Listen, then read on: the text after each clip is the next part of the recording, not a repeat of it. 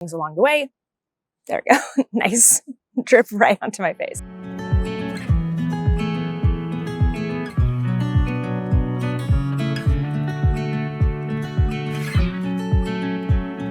Hey everyone, it's Natalie, also known as Nitty Natty. Welcome to episode 285 of the Love and Stitches podcast. Check out where I am today. It is so beautiful. I am in Pacific Rim National Park on Vancouver Island in British Columbia, which is our 9th province. And I am at this gorgeous campground.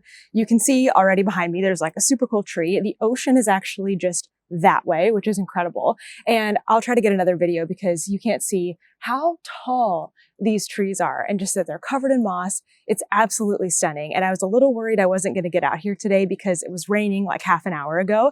So I'm currently sitting on my rain jacket. There are little drips of rain coming down, but they're really just coming from the trees. It's not currently raining, so fingers crossed that it stays that way. I have a lot. Oh, hello. Oh, wow. That bird is so pretty. Can you see it? It's like black and blue. Well, I'll give it a minute to go somewhere before I start talking about the projects. Actually, this is the perfect time for me to say a thank you to today's podcast sponsor, Blueland. You may have heard that the average person can consume up to a credit card worth of plastic every single day. And many of these microplastics are coming from single-use items that then make their way back into our waterways. Shout out to my friend Heather for letting me do laundry here. I've been doing my best to reduce my use of single-use plastic by making easy switches, like using bar soap to block my knits and using Blueland for laundry. Their products meet the highest standard of clean. They are effective yet gentle on the planet. And their tablet formulas are 100% microplastic free and made with certified clean ingredients. Plus they're super easy to use. Just toss one in and start the laundry. These come fragrance-free or scented, and we've been using the Spring Bloom scent, which is nice and light and it makes my clothes feel really clean and soft. Blueland's products also come with refillable tins or in glass bottles, and any packaging is recyclable or compostable.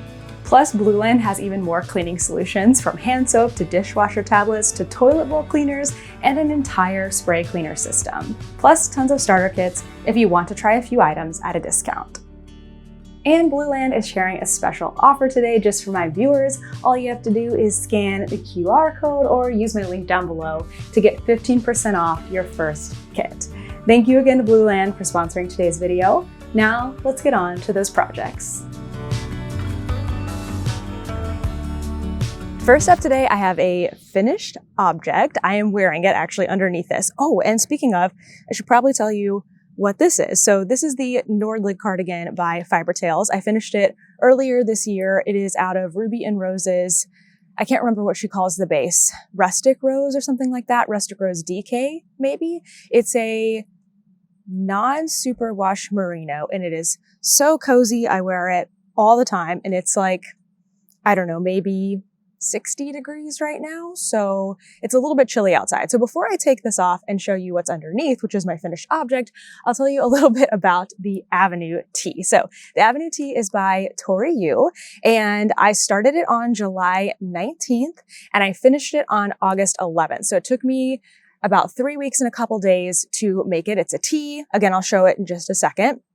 I was desperately trying to finish this before Flock Fiber Festival, which was last weekend. And it was really, really close. So where I'd left off in the last podcast, I had just split for the sleeves. And so after that, I went ahead and did this. I did a couple inches of body and then I did both sleeves, the neck, and like wove in all the ends at the top so that that was all done. And then it was just a race to get as much body done as possible. On Friday before Flock, I was working on it still. And I thought I just had maybe an inch or so left. So I'm like, okay, great. Maybe I can finish it on Saturday. Or finish it on like Friday night, block it Saturday morning, let it dry, like wear something else on Saturday, and I can wear it Sunday to Flock. So I'm trying desperately to finish it. And then I finally try it on, I don't finish it on a Friday. I try it on Saturday and it's like too short. I'm like, dang. So I ended up having to add a couple of inches to it. I think, the pattern says to go 9.5 inches on the body. That was not long enough for me. I ended up adding about 2 2/4 inches to it. I think my total body length is like just shy of 12 inches with the ribbing and everything. So that's a much better fit. And I'm really happy with it. I still haven't woven in the ends. I was going to weave them in this morning, but I wasn't thinking I was going to get to do the podcast, and then it stopped raining and I'm like, let me just throw it on real quick and come outside. So I think that's everything you need to know before seeing it. So the yarn that I used is from Blueland. I got it in Quebec at Knit City, earlier this year. I've been trying to use all the yarns that I'm buying on this trip rather than get more yarns. Like, I didn't do much shopping other than when I'm in Canada, is what I'm trying to say. So I'm really proud of myself that I actually used this up in a timely manner instead of mailing it back to Tennessee and using it at another time. So let's see if I can get this safely somewhere. Oh my gosh. My nose is dripping. Apologies. So here is the Avenue tee. Can I stand here? Kind of. You can kind of see it. The table's a little bit in the way. So I probably wouldn't wear this with leggings. I would wear it with jeans, but it's a really good length. I added a little bit to it. I didn't want it cropped. So yeah, I probably added like 2 inches total. It would have been really short. Like, my belly button is right here and I needed a little bit longer. So it's not overly long either. It has a really fun detail on all of the ribbing. So you do only a 1/2 inch of ribbing and then you knit around and then bind off. So it has this kind of like nice finish. That's the same on the neck, the same on the bottom, which I really, really like. And it's such a good fit. Like, I'm really happy with the sleeves and everything. This is the first time that I did the contiguous increasing. I've never done that before and it's so cool. So I had a lot of fun with that. Okay, back to the yarn, because I started talking about that and then I had my sweater off and forgot to finish. So the yarn is a 30% linen, 70% merino blend. I believe that's correct. And I've forgotten the colorway, but I do have it linked in my Ravelry page. I don't think I have the ball band with me because I've switched out that project bag and put in my next project, which I will talk about next. So yeah, all in all, this is so great. I'm so happy with how it came out. I used 2 skeins of yarn, but they had a lot of yardage on it, like more than the typical 400 and something yards. I think they had like 500 yards. So I had a ton left over. I don't really know what to do with it. I'm thinking I'll probably end up donating it because I don't really have a scrappy project that I can put in a linen blend into, but I'm really happy with how this came out. Here's my 2 ends that I need to weave in from helical knitting. And I'm actually kind of glad I left these because I'm going to answer a helical question later on in the question segment. All right, let's get into the next project. So just after I finished the Avenue tee, I was already gearing up for my next project because, as I just mentioned, I'm trying to use up basically all of the yarns that I bought in Canada, ideally before I get back to the US. That would be really cool. Like just a fun personal feat to finish. I'm working through all the yarns I buy for my blanket, of course, but I have also acquired some other things along the way. There we go. Nice. Drip right onto my face. Like the yarn for this Avenue tee and for this next project. So finished the Avenue tee Monday right after flock, just not in time. And then I started this project on Tuesday and I have been single-mindedly working on it, basically until a couple days ago when I got my next blanket yarn, and it is working up so fast. Look at this. I am practically, I would say, maybe 2/3 of the way done with this. So let me talk a little bit about this and then we'll talk about the chaos that is happening right now. I'm kind of in my head calling this my dopamine cast on because I kind of went against everything that I usually do, where I'm very methodical and very planned out. I take things really slow. I make a really good swatch. I let it dry. I measure it. I do all of those things. And this, I'm like, it's fluffy. It's bright pink.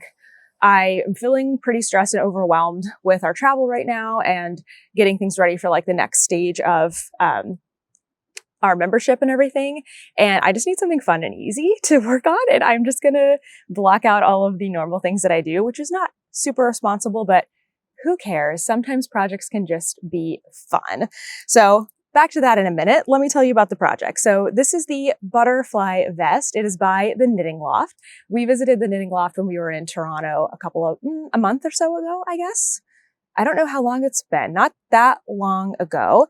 And they have their own line of yarn. So they have tons of beautiful bases. One of them is this super fluffy one. I think it's called Lush. And this one, I do believe I have kept the labels in for. So let's see, Lush is a 65% baby alpaca, 20% merino, and 15% silk base. And it's in the color electric pink, which is super fun. And then you actually use another base with this as well. So I've also got this one, which is a sport weight. I believe it's a 2-ply Rambouillet. It's called Willow, 100% Rambouillet, non-superwash, sport weight. It actually might be a 3-ply. Let's see if I can see it. Yeah, a 3-ply. So this is also very, very nice. I've only used it for a couple rows so far, but this is a vest. And so it is going to have a couple of little details on the button band and the sleeves. And maybe, I guess, yeah, the neck, the button band goes around the neck. They will all be in this yarn, which gives it a little more, solidness. And I do have a picture of what this vest looks like because this is a project or a pattern that is not linkable on Ravelry. It's only a pattern that's available at the store. So they actually gave me a printed out copy. I scanned it into my phone so I can keep track of it and mark it up on my phone. But yeah, it's not available to link on Ravelry. So I need to update my project page and add that picture into there. So let's talk about chaos. I already mentioned that I'm usually very methodical about things. I like to really get a perfect fit. Honestly, I probably stress myself out way too much with things. Earlier this year, a couple of projects that I can think of are the pants that I made where I really, really just tortured myself fixing them and cutting them apart and adding length and doing all kinds of stuff to them, which is fine. I'm happy I know how to do that and to get a fit and everything. But sometimes it's fun just to make the pattern and just how it comes out is how it comes out, even if it's not going to be wearable, which even as I'm saying that sounds kind of ridiculous. So let me explain what I mean. So I did a very tiny swatch for this and I probably did maybe 2 inches and my gauge was too big. And I was like, well, you know what? That's going to be fine because I didn't buy enough yarn. And so if my gauge is a little big, maybe it will stretch a little further. I can make a smaller size with a little larger gauge and it will maybe be close enough to fit. So yeah, I didn't buy enough yarn for this for a couple reasons. I basically just lost my mind. I looked at the model in the store. I looked at the tag. I saw how many skeins that were needed. And I thought, that's how many I need without even thinking that maybe that wasn't my size. It wasn't. And then also this fluffy base, it comes in a skein that looks like 100 grams, but it's actually only 200 yards. So in my head, I'm thinking this is a 400 yard skein because that's what I'm used to buying fingering weight, right? And I know typically for me, I can make a t-shirt with about 2 skeins that are 400 yards, about 800 yards. And so I'm thinking, well, if I'm getting 2 skeins plus another skein, I have plenty of yarn without realizing that these are only 200 yards. So just mentally, I was off on that math. I also didn't think to look at the pattern and see what I would need for my size or what size I would even need to make. So all of that coming together means I am just throwing caution to the wind and having a great time. So I am making a size that is probably 2 sizes too small for me. I'm making the size small. It's a 32-inch bust, which is smaller than my actual measurements. So I don't really know how this is going to come out. It does look pretty tiny. So if at the end of the day I make this and I can't wear it, I can find somebody to give it to. It is, yeah, like I said, looking very, very tiny, which is fine. I'm just having so much fun with it. I mean, I did this in 6 days. This is very unusual for me to have that much focus on one project when I'm not trying to finish it.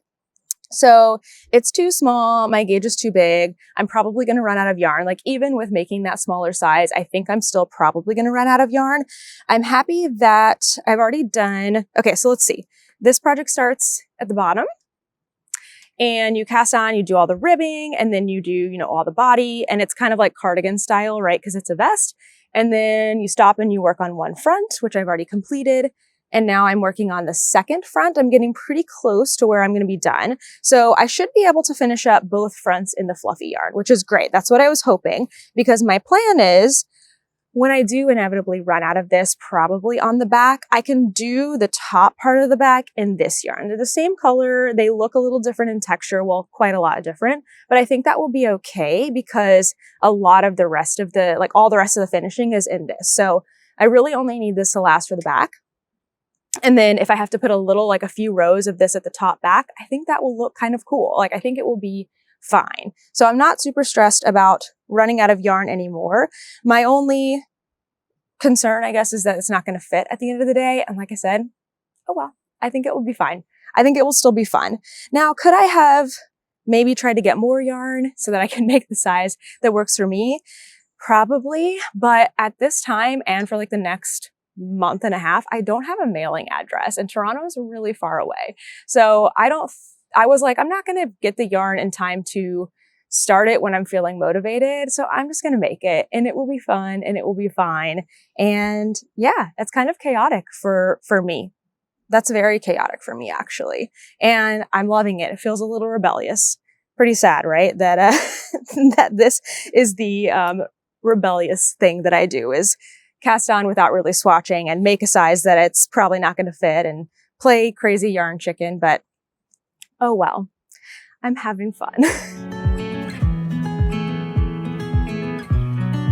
This project, or this vest project, had my attention for like 4 or 5 days before something else came up. And that is my Canada blanket. So we are back in Canada. British Columbia is our 9th province. And so I'm back to collecting yarn for my blanket and making squares. So just in case this is the first time you're seeing it, I know for some of you, you're probably like, stop talking about all the details. So I'm going to do them super fast. I am making a blanket with yarns that I'm collecting in each province so that I can have a really great memory of my trip. And I'm doing 2 different squares with the yarn that I get. The Battenberg, which is just a solid granny square, and then I'm doing the Yorkshire blanket. And all of that is linked in my project page with like way more detail than that. I also pulled all my squares out this week, so I'm hoping to catch up on photos and notes and everything, hopefully by the time this episode comes out. So this week I got my first BC yarn and we visited Spinnacle Yarns in Victoria. It's a really cute yarn store in a shipping container. It's like a whole strip of shipping containers. And then once a week in the summers, I guess, I don't know if it's only once a week, but on Fridays, they have even more vendors come in food trucks and live music. And it's at Langford Station. So I think it's like right on the edge of Langford and Victoria. But their address is Victoria.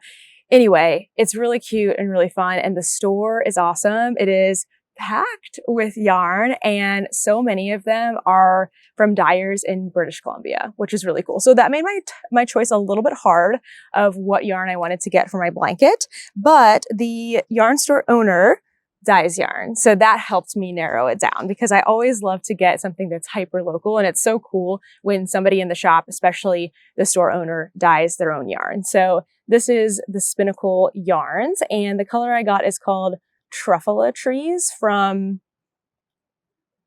I think it's like what is it? Dr. Seuss, a Who? Horton Hears a Who? I don't know. Don't quote me on that one, but it's a really fun, pretty pink and purple color. All the yarns that I'm getting have either pink or purple in them, just trying to make a theme in my blanket. So this is the solid granny square and that uses up a good chunk. I'm holding the yarn double, which is why you see 2 ends coming off of it. So I just pull one from the outside, one from the inside. And then after, or sometime later today, I need to decide which Yorkshire square I want to do because all of those are patterned. It helps me to see what the yarn works up like in a solid pattern. And then I choose which Yorkshire pattern I want to do. So I will be doing that soon. We don't have any yarn stores we're going to for at least a few days. We're going to be here in the park. So it'll feel good to get, caught up on that and then probably keep working on my vest. And then I don't know what else. I don't know what other projects I'm going to be getting up to. I think I have one more. Yeah, I have one more project, other yarn that I got from the Knitting Loft that I think I'm going to make a tank top out of. And then I think I'll be mostly caught up. maybe by that point, we'll be back in Tennessee and I'll be trying to put my Canada blanket all together. Now, with the yarns that are left over with this Canada blanket, I'm also making toaster Canada blanket, but I didn't bring it out here today because I haven't added anything new to it, but I'm just doing a linen stitch square, which is turning out super, super cute. So that way I'm able to use up all of the yarns to the very, very end. We have 4 awesome questions today that I'm excited to answer. And if you have any questions for me, knitting and crochet related, travel related, life related, put them down below with the hashtag question, and I will do my best to answer them in the next episode. All right, question number 1 today comes from Lorelei. What is your strategy for knitting and reading? So every morning I start my day, well, hopefully every morning I try, by knitting and reading on my Kindle. I actually created a whole video about this a couple of years ago, just kind of explaining like how to work your way up to knitting and reading. So I will summarize right now, but I will try to put the video down below if you want to see more details on it. So the way I'm able to knit and read at the same time is twofold. 1, I'm able to knit without looking. And 2, I have a really good setup for my book because you don't want to have to be like flipping pages or having things fall over and stuff like that. So knitting without looking, if you're able to do it already, great. If you're not, it is a skill you can build towards. So don't stress about it. The biggest part is picking a project that's very easy to do without looking and a very simple stitch. So the simplest you can get, I think, is knitting stockinette in the round. So you're just knitting, knitting, knitting, knitting. And if you can simplify your needles, like working double points, I think is a tough one because you have to look down like at least 3 or 4 times, right? Because you're changing needles that many times. Magic loop is pretty good because you're only having to like look down and switch things around twice. But a continuous circular needle would be even better because you really shouldn't have to look at it all that much. Maybe when you get to the end of round marker, which you can usually feel with your hands, look down, slip it, and then carry on. So picking something really, really simple is key. And then you can kind of work your way up to looking away from it. So maybe like squint your eyes at first, maybe try watching TV at home. And then eventually you'll get to a place where you really just don't need to look at all. So that's really handy, for being able to knit and read. Oh, what was that? Some kind of bug. And then the second thing is your setup. So I really like reading on a Kindle because I can just take one hand off really quick, tap the screen, and I'm on the next page. I've seen other people have the little ring that is a page turner, so they don't even have to take their hands off their needles. They just can kind of like click on it. If I didn't already have a page turner, I would be interested in getting that, but I feel like I'm good for right now. Maybe in the future I will get that, but it would just be an extra thing that I don't really need right now. The other thing I have is a prop for my Kindle. So when I'm traveling, it's like this bendy pink thing that's really awesome. So I bend it into kind of a triangle. It props up my Kindle. I set it on my lap. When I'm at home, I have a foam thing. It's called, I can't remember what it's called actually. I think I have it in my Amazon storefront. The Flippy. It's called the Flippy. And it's this foam thing that's pretty stiff that you can put your Kindle on. It will sit on your lap, or you can, I usually set it on like a little lap table. I have a whole setup. When I'm at home, but when I'm traveling, I keep it a little simpler. So that really helps that you don't have to be like turning a page. They do make like page turners and book weights and different things for physical books too. So that's totally an option. I have it's called a book bone. It's like this weighted kind of sticky thing where you can, again, one-handed turn the page and then keep your pages open. I'm getting so many drips on here. So that's basically it. It's nothing really that fancy. It's just about picking the right project that's simple, being able to look away from your knitting, and then finding a way to set up your book that keeps it like kind of at eye level for you to make it easier to knit. And then, you had a second question. Will I be at the Great Northwest Fiber Festival in Prince George? I think it's happening in September. I will not be at that fiber festival. We are going to be in Alberta by that point in time. And so I won't be able to make it. We're missing a lot of fiber festivals actually out here. We're going to miss Knit City. I know today actually is, today's Sunday. It's Vibrations. So we're missing a lot of great stuff, but we're also getting to see a lot of cool things. So it's okay. One day we can come back. All right. Question 2 is from Barbara. Why aren't we going to the territories? So our trip right now is to visit all 10 Canadian provinces, which are the lowest I don't know, how do you say it? Like a demarcation property, like, I don't know, area, in Canada, plus like the Maritimes that are out to the eastern part. So there is a highway that goes all the way across all of these provinces, including across the water. So like right now we're on an island. It's a massive island. But the Trans-Canada, I think technically does go on one of the ferry routes and then like around this island and then to Newfoundland when we were in Newfoundland all the way out in the east. The Trans-Canada technically goes like on the ferry route. So that's pretty cool. So our goal is to do the whole Trans-Canada. Plus we are like leaving that area to go to other big cities or like seek out yarn stores, things like that. So that's kind of keeping us pretty southern in Canada, which is, we're not like leaving too far away.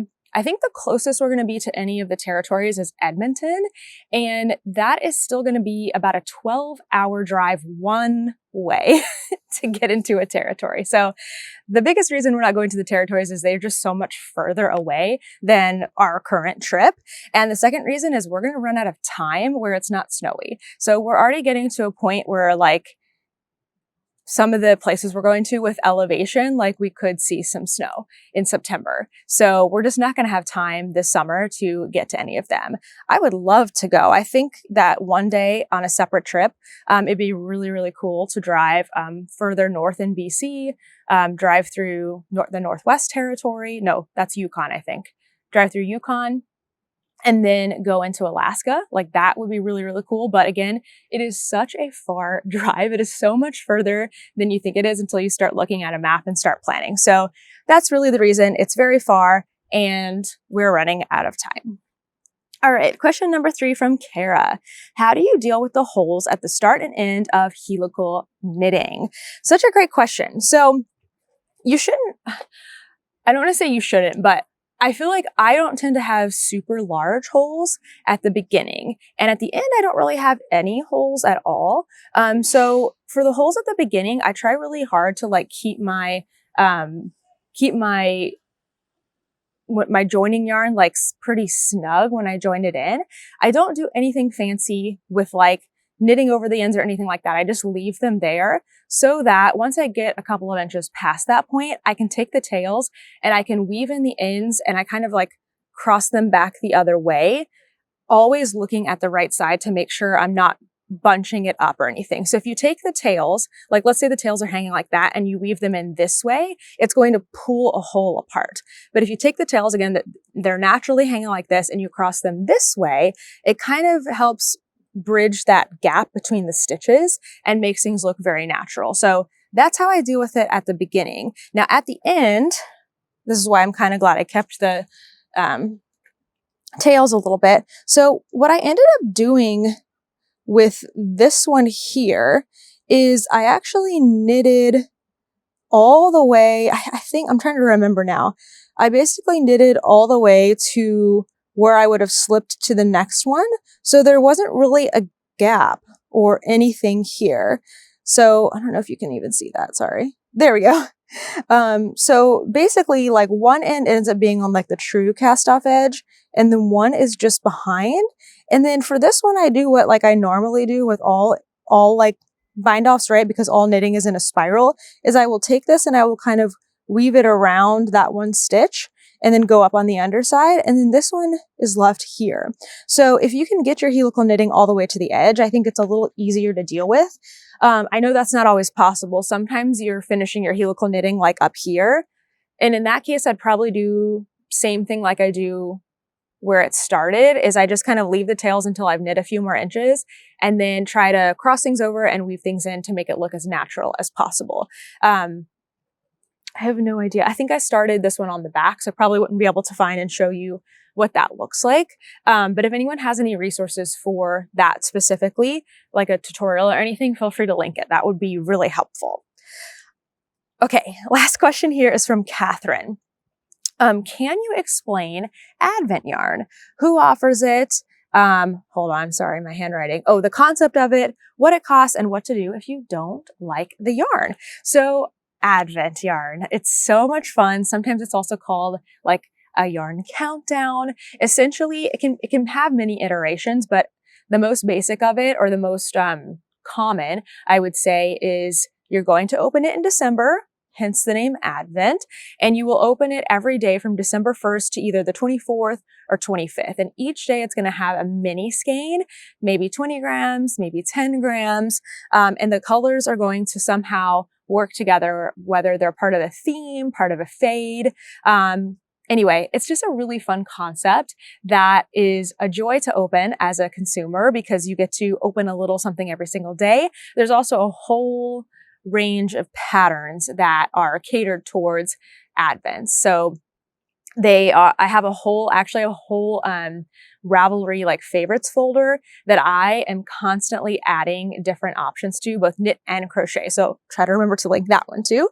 But it's super, super fun to figure out a way to work with all of these different colors. A lot of times it can lead to something that's a little bit wild and crazy and colorful. So there's a lot of shawls and blankets, but also people have found a way to make sweaters and things work as well.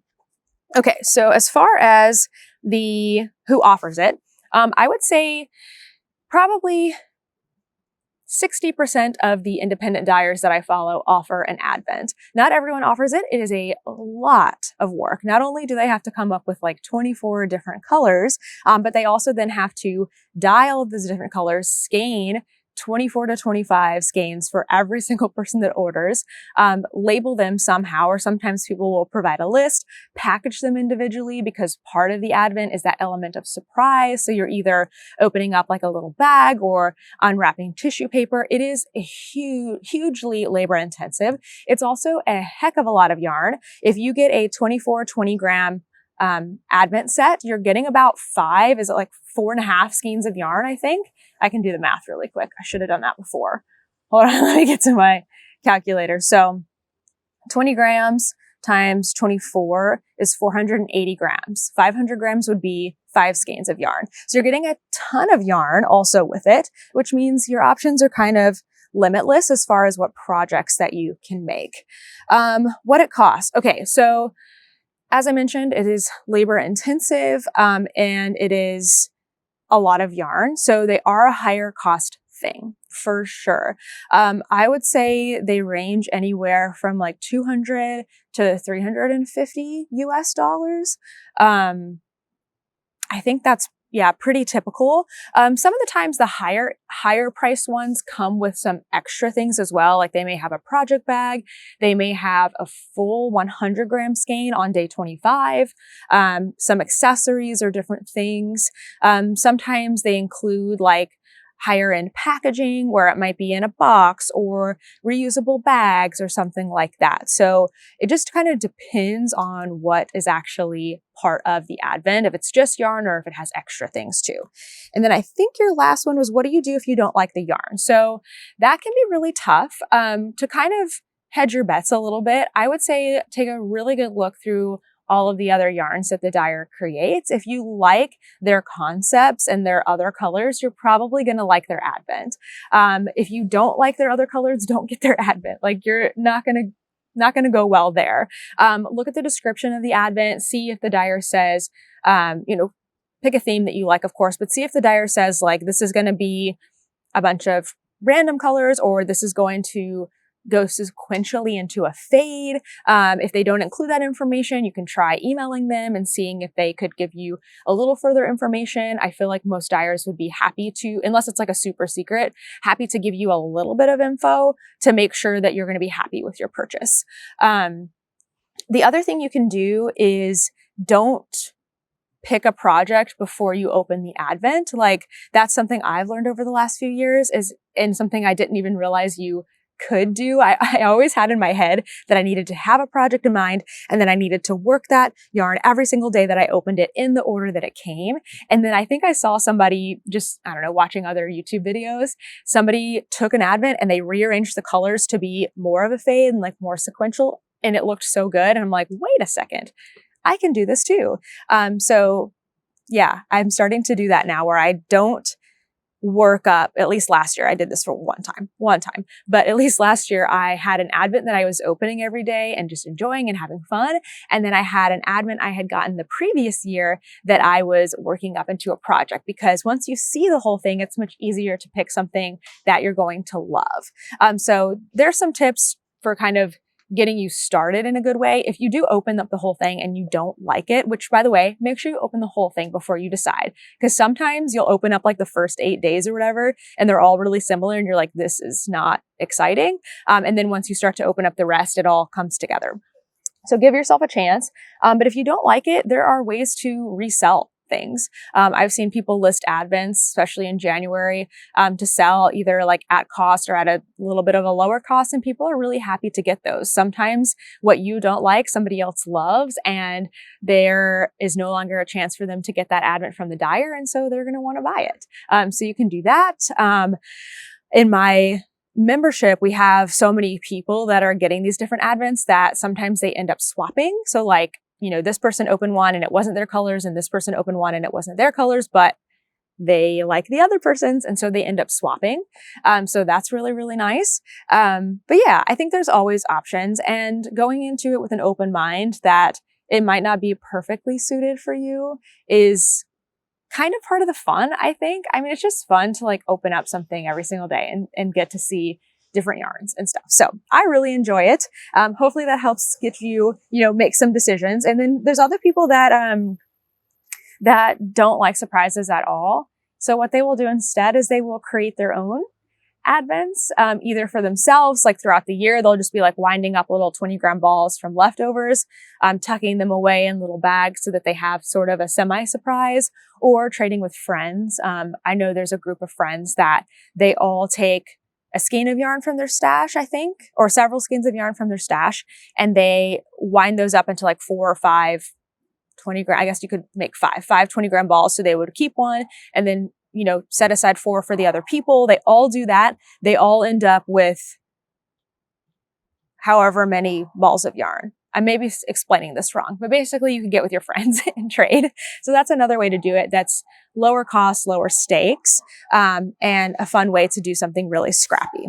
Okay, I think that's everything for the questions. Again, if you have any, list them down below. We've gone weeks without me having much to say in the Yarny News segment, and I have like 5 things to say today. So let's see how quickly we can get through. Okay. Number 1, I am going to be on a live panel at the Fearless Knitters Summit, which is a virtual, like kind of retreat weekend today, August 21st. So I realize that I'm a little late getting to share this. I've been trying to share it on Instagram, but since I didn't record a podcast last week, forgive me. I'm so sorry. I believe you could still sign up and get to watch the replay potentially, but it's a completely free summit and it's happening all weekend long. So even if you miss Thursdays, you can, get signed up and see Friday. There's so many amazing teachers. The panel that I'm going to be on, I'm really excited for. It's called Stash Smarts. I love talking about stash and organizing your stash and how to make your stash like work for you. So I'm really excited for that. I have no idea what to expect. So I hope to see some friendly faces in the audience and get to share with you about stash. Oh, it's going to be at 12 p.m. Eastern time, August 21st. And again, hopefully you can catch the replay if you aren't able to catch it, and I'll put it down below.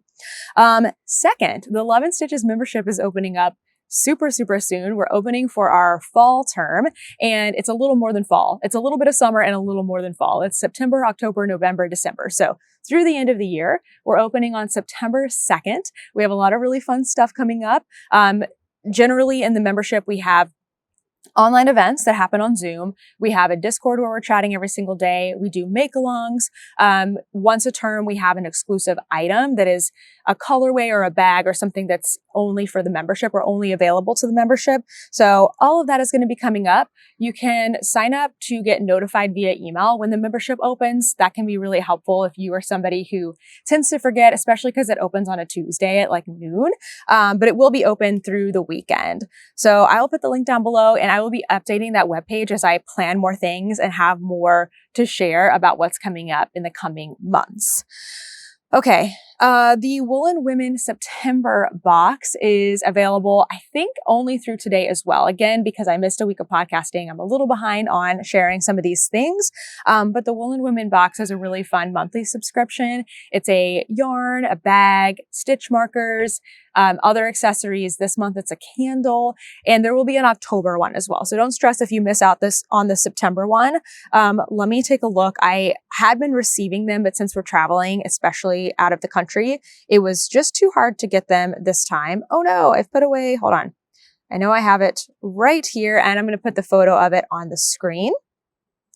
So, come on, load. Okay. It is called the August Moonlight box. And, oh no, I'm sorry, September. I'm opening up the wrong thing. This is what the problem when I don't have actual internet and I have to use my cell phone. Okay, so this is what it looks like. I'll put it here on the screen. It has a really pretty, like fall orangey colors with an orange mini skein, a cute little bag. And the candle is pumpkin, apple, cinnamon, and vanilla, which looks absolutely amazing. And then as always, there's some really cute stitch markers. Some of them handmade by Sam, and some of them are like little wooden ones. So really, really cute. I'll put the link down below for that. And again, if you can't catch September, October will be opening up in just a few days. One last thing. I told you I had lots of admin to share today. There is a book that comes out August 19th. So it'll be out by the time this podcast goes up. And I was reached out to see if I wanted to get a copy and share about it. And it sounded really interesting. And so I said, yeah, why not? And I had an address at the moment. So that was really nice. So the book is called With Her Own Hands. Women Weaving Their Stories by Nicole. And I don't quite know how to say her last name, so I'll put it here on the screen. But it is a really cool book of like short stories about different people in the textile, like in different textile fields. So I'm pretty excited. I haven't gotten started on it yet, but as soon as I finish up my current book, I'm planning to start reading this, and I'm excited to kind of share with you different things about it. So let's see. Whoa, hold on there. So I think there's like a dyer in here. There's a weaver, different people who, am I explaining this correctly? Hopefully. It would help when I start to read the book, which I will be doing. Looks like there's some different like urban art in here. I don't know. It just sounds really, really cool when I read the description. And I always like reading more about the industry, like of wool and of textiles and of needlework and working with your hands. So I'm pretty excited to read this one. It also came with a little project to do. So I thought we could take a look at that. It is a bookmark that you can cross stitch. So here's the little, oh gosh, Natalie, come on. Well, whatever. You can't see the texture. Oh, there you go. Now you can. So it's a little bookmark. The edges are already finished, and it has cross-stitch fabric on it. Comes with all of the threads. I'm not a cross-stitcher, so forgive me if I'm using the wrong words. It has a chart that matches the cover. How cute is that? And you can cross-stitch it and make yourself a little bookmark, which I think is so cute. And there's a needle in here. I'm not going to pull that out in case I drop it on the ground. But everything you need to do to make a bookmark. Isn't that so fun? And that would be like such a nice little small project to do, you know, just on the side. Cross-stitching is really fun. I haven't done it in years.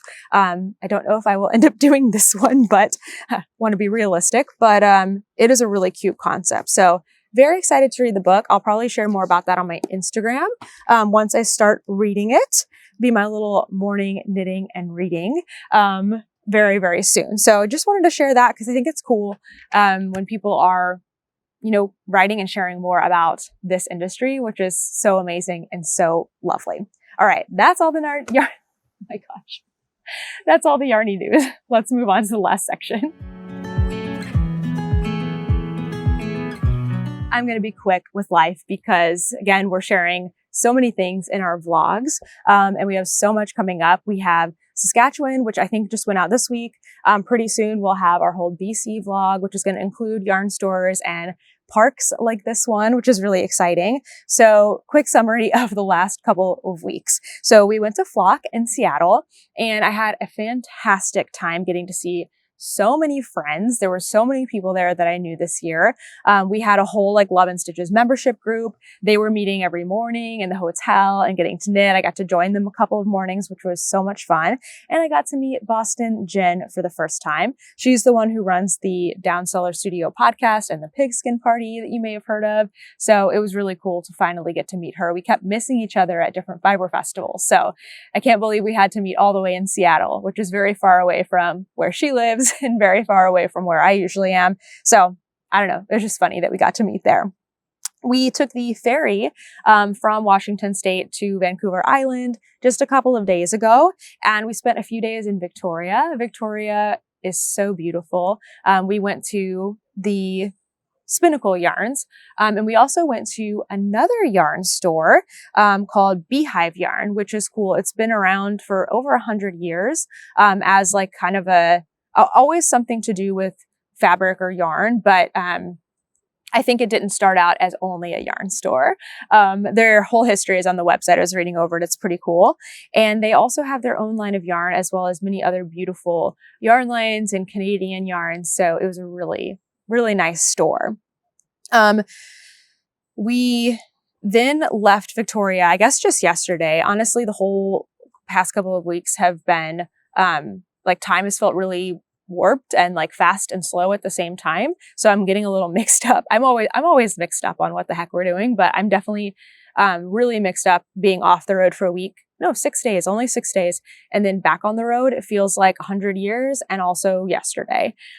So we're back on the road again. We're getting settled back into things. We drove yesterday about 4 hours, north and then west. And now we are in Pacific Rim National Park, and we're here for a few nights. We're going to do some exploring and hiking. I'm really excited for that. There's a couple of like guided talks and things that we're going to do. That is the cutest van. Oh my gosh. Super cute, like bright blue van with yellow wheels. Oh, so cute. Anyway, so we're going to have a lot of fun here over the next few days. I had one more thing I wanted to show you. While I was in Seattle, I was able to receive a little bit of mail, like the book, but also some stitch markers that came from the Littlest Charm Co. From Kelsey. She's the one who made our stitch markers, or some of our stitch markers for Sock Week this year.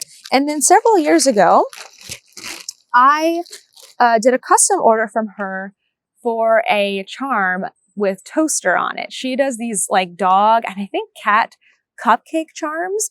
And she had said that she has reworked her cupcakes to be a lot smaller. So the one I have is probably like that big.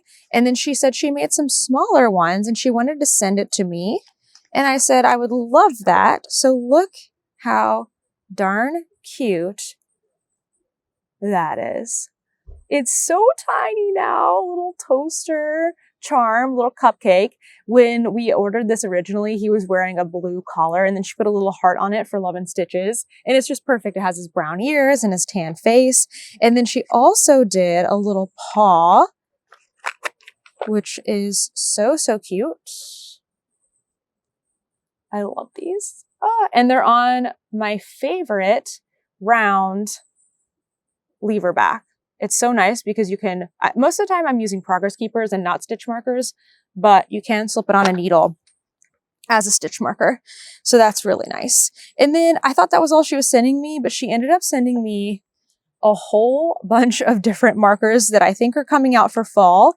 So there's this ghost that's knitting. That's so cute. There's a little like witchy frog. And a bunch of like little leaves. There's an apple with like the hungry, hungry caterpillar coming out of it. That's just one box. Let me see. There's a little donut with like a pumpkin. And I even got like some Christmassy ones. A little hedgehog. No, I dropped something on the ground. Anyway, so many cute markers. So thank you so much, Kelsey. I'll put her shop, it's the Littlest Charm Co. down below. My I didn't check quite yet because I don't have internet right now, but I'm pretty sure all of these are either out or coming out very soon. So I wanted to share those with you. Okay, that's it for today. Thank you so much for watching, and I'll see you in the next one. Bye.